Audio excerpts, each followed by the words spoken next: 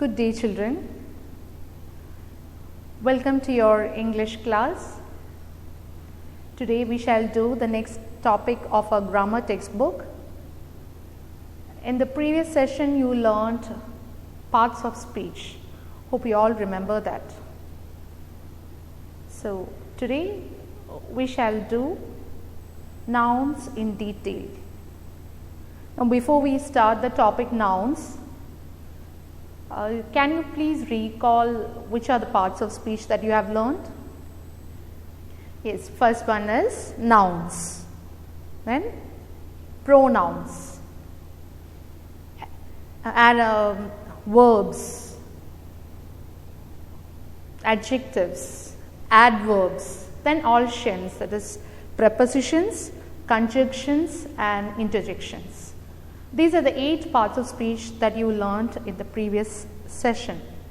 Now in this class we are going to learn in detail what are nouns and what are different types of nouns.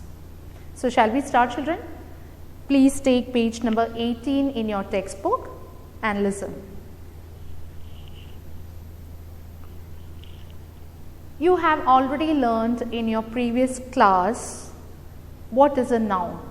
It's very familiar to you all. You know that noun is a naming word, or otherwise we can say it as noun is the name of a person, place, animal or thing. For example, Rahul. Rahul is the name of a person. So that should be identified as a noun in the sentence. Delhi. Delhi is the name of a place. Deer. Deer is the name of an animal, right? So that should be identified as noun. Book. Book is a thing, right? So when these things come in a sentence, when a name of a person, animal, place or a thing is mentioned in a sentence, you have to identify it as a noun. In English grammar we call it as noun. Is that clear? Now we shall discuss more about different types of noun. What are different types of noun? How many kinds of nouns are there? Now in your class you have 4 types of nouns. One is common noun, proper noun, abstract noun and collective noun. These are the 4 types of nouns. I already said that when a name of an animal, person, place or a thing comes in a sentence, we have to identify it as a noun. But for you, you will be asked to identify the type of noun also in the sentence. While you identify the noun, you will be also asked to identify what kind of noun it is. So for that you have to learn different types of nouns. Once again I will tell you: common noun, proper noun, abstract noun and collective noun. These are the 4 types of nouns. Now we shall see what do you mean by common noun and proper noun. Now why I have written here together is so that you can compare it and learn. That would be more easy for you. So look, what is common noun? Common noun is a name that we give in common, what we use in general. What is a name that we use in general? We are not pinpointing a person and saying, we say it in common. A girl from the class. Now here the girl is a common noun. Even the class is also a common noun. But if I say Riya from class 5C, then I am using a particular name of a person, right? So this is what you call as common noun. The name that we use in general is what we call as common noun. Other examples of common nouns are boy, school, city, country. Now boy, we don't know which boy it is. We are generally speaking about a boy. We don't know who it is, right? It is a common name that is given. School, we are not speaking about which school we are talking, right? It's a common name, it's a general name. City, again, we are not mentioning which city it is. So that is a general name. common name it is. So, it should be identified as a common noun when it comes in a sentence. Country, again we are not mentioning which country it is. So, that is a general name. We are not mentioning which particular country it is, right? So, that should be identified as a common noun in a sentence. If common noun is a name in common, then what can be the proper noun? Yes, proper noun is a name in particular. We are giving a special name for a person, place or a thing or animal. We are particularly talking about a particular animal or a particular person, particular thing. Okay, that is what you call as proper noun. Examples, Vishal. Now here I said boy. Boy means it can be any person, any boy. But when I say Vishal, Vishal is the name of a particular person. It's a special name, right? It's a particular name of a person. I am not talking about in general when I say Vishal. I am talking about Vishal, that particular person itself, right? So, that should be identified as a proper noun. Sacred Heart. Now, here I wrote school, but here I am particularly talking about Sacred Heart CMI Public School. So, that should be identified as a proper noun. Ernakulam. I am not talking about any city of the country, but I am talking in particular about the city Ernakulam. So, Ernakulam should be identified as a proper noun. India. Again, out of all the countries I am mentioning India, a particular country. So, that should be identified as a proper noun. So, if you have a comparison on, if you learn it in comparison, it would be easier for you. Remember, the names that we use in general is what we call as, or the names that we use in common is what we call as common noun, and when we particularly name a person, place, animal or a thing, when we are particularly talking about a place, person, animal or a thing, it should be identified as proper noun. It should be called as proper noun. Now, we shall look at some example sentences. How can we identify it in sentences? First sentence, the boy lives in a city.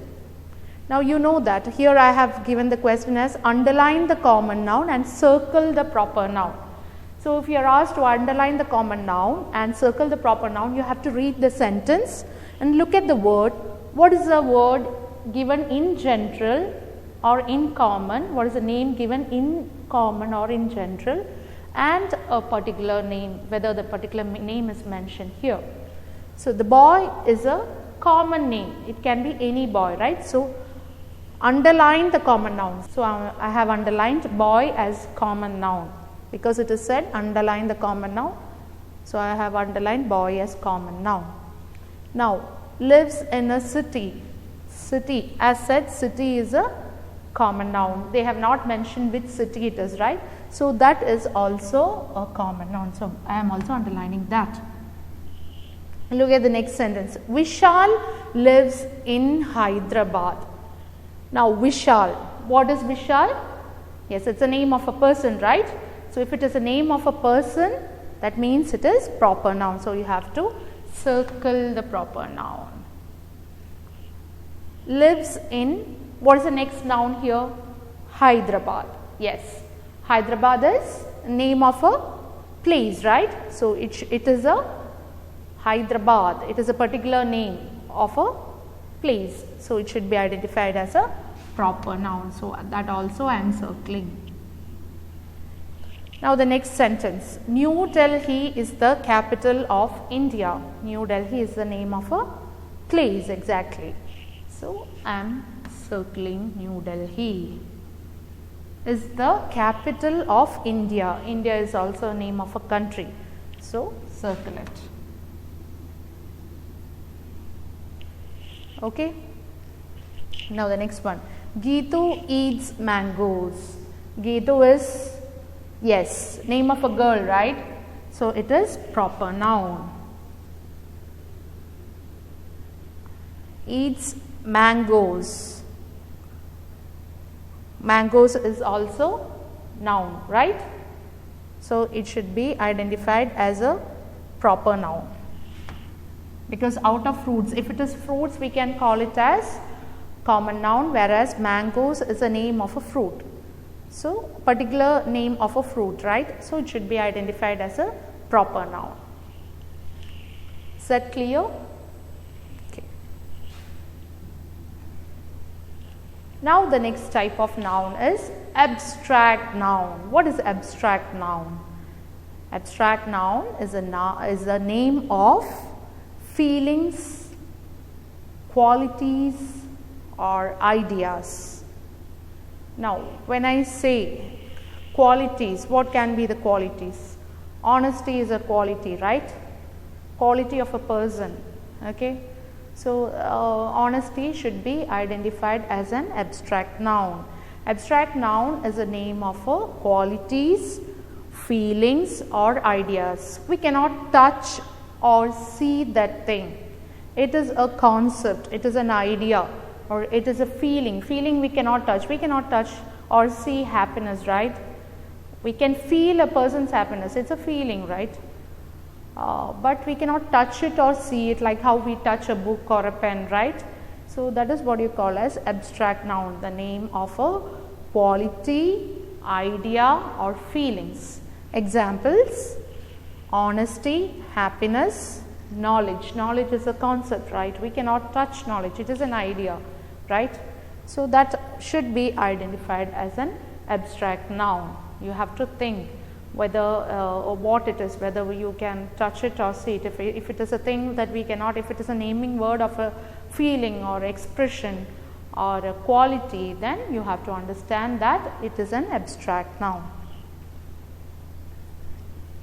Now, look at these sentences, children. The baby cried in pain.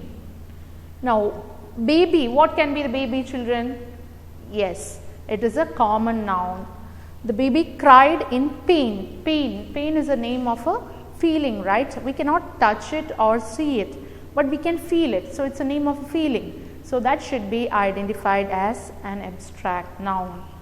So, we can underline this abstract noun, pain. Fear of animals kept Sonali away from the zoos. Now, fear, we know fear is also a feeling, right? We cannot touch it or see it, but it is a name of a feeling. Fear, anger, all these are names of feelings, right? So, fear is an abstract noun. So, I'll underline that. Fear of animals kept. So, animals is common noun. Kept Sonali. Sonali is the name of a girl, right? It's a particular name. So, that is, yes, proper noun. Away from the zoos. Zoos is a common noun. Tell me the truth. What is the abstract noun, children, here? Yes, truth. What is truth actually? Truth is a name of a concept or idea, isn't it? So, that should be identified as an abstract noun. Okay. Now, the next noun, that is collective noun. What comes to your mind when you hear the word collective noun? We know noun is a naming word, name, right? So, when collective noun, from the word collective noun, what do we understand? Yes, it is name or in collection, the name that we use for collection of a person or people, I say. Collection of people, collection of animals or collection of things. There are particular names that we use. We never always say it as a group. We have a particular name for that. So, that you have to learn which all words you will be used for a particular group of people, group of animals, group of things, that you have to learn apart from what is given in the textbook. You have to learn that also. Okay. Now, so as I said, collective noun is a name given for collection of people, collection of animals or collection of things. For example, when we see group of players coming together, we won't say it as a group. Instead, we prefer to say it as a team of players. The name for group of players is team. So, team is the collective noun. Team is the collective noun for players. Now here, a flock of sheep. When you see too many sheep, you have to say instead of too many or so many and all, instead you have to use a collective noun which is a flock of sheep. So flock is a collective noun. A bouquet of flowers, a bouquet of roses. When you say too many roses together, so what should you say it as? A bouquet of roses. We never say it as there were too many roses. Instead we say if it is together, if it is kept in group, then you have to say it as a bouquet of roses or a bouquet of flowers. So as I said, you have to learn a collective noun for each a group of people or animals or things, because you may be asked, you will have a question to write the collective noun of a particular thing or a particular group of people. For example, in question paper you will be asked to write the collective noun of soldiers. So the collective noun of soldiers is an army of soldiers. So you have to mention it like that. So you have to learn. It is already given in your textbook. They have given a few collective nouns in page number 22. Please go through it, children. Examples, I'll just read it. A fleet of ships. When we have too many ships, we say it as fleet of ships. A constellation of stars. A string of pearls. A bunch of keys. A brood of chicks. A crew of sailors. A tuft of grass. A bundle of sticks. A swarm of bees. A team of players. So these collective nouns you have to learn, only then you will be able to write what is a collective noun of particular thing. Okay. So other than that, in your textbook you are asked to identify the collective noun in the sentence. I'll just read the first sentence. The child got lost amidst the crowd of people. So when there are too many people, what do we call it as? A crowd of people. So the crowd should be, the crowd in that sentence, crowd should be identified as collective noun. Is that clear, children? Shall we move on to other kind of noun? Before that, we shall just have a look at these examples as well. He gave me a bouquet of flowers. So what is the collective noun here, children? Yes, a bouquet. Okay. Now a flock of sheep was grazing in the field. What is the collective noun here? Exactly, flock.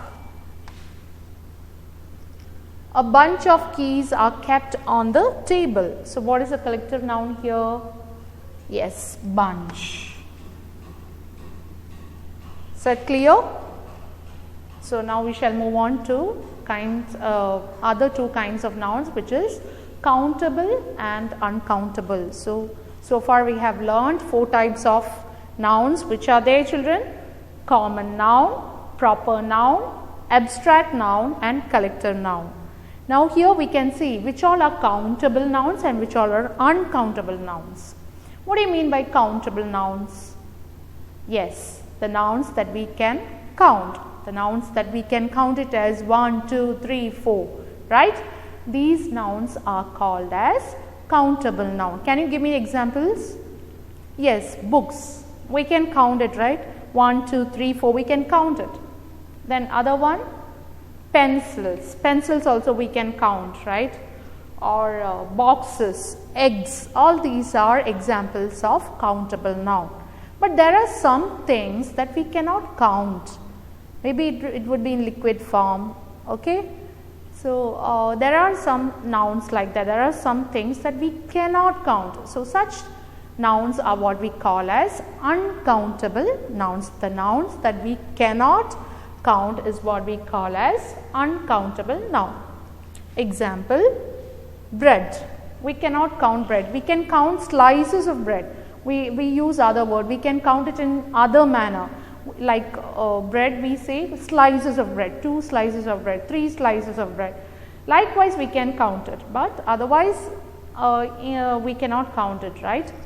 Then milk also, if it is kept in a glass or a cup, we can count a glass of milk, a cup of milk, we can say it like that. We normally say is glass of milk, 2 glasses of milk, 3 glasses of milk, likewise, or 1 liter of milk, likewise. But other than that, 1 milk, 2 milk, we will not say like that, right? So milk is also an example of uncountable noun. What can be other things that you can say like milk? Yes, tea, then water. All these things are said to be as uncountable noun. Salt, we cannot count salt, right? Grains of salt cannot be counted. Grains of sand cannot be counted. Grains of sugar, it cannot be counted. So that should also be identified as uncountable noun. Next, tea. As I said, tea, if it is kept in a cup, we can say it as cup of tea, right? But otherwise we cannot say it. So these are the things that you have to keep in mind. So you need to think whether you can count it like 1, 2, 3, 4. If you can count it likewise, then you can say it as countable noun, and if you cannot count it, then you should identify it as uncountable noun. Okay, so these are the different types of nouns that you have to know. Please go through all the examples that are given in the textbook and do the exercises as well. Exercises will be discussed in your Google session. Okay, so other than that, please learn which all are collective nouns, which all are the names that we use for group of people or animals or things. That you have to learn, children. Only then you will be able to answer your exercises. Okay, hope you have understood. Thank you, children.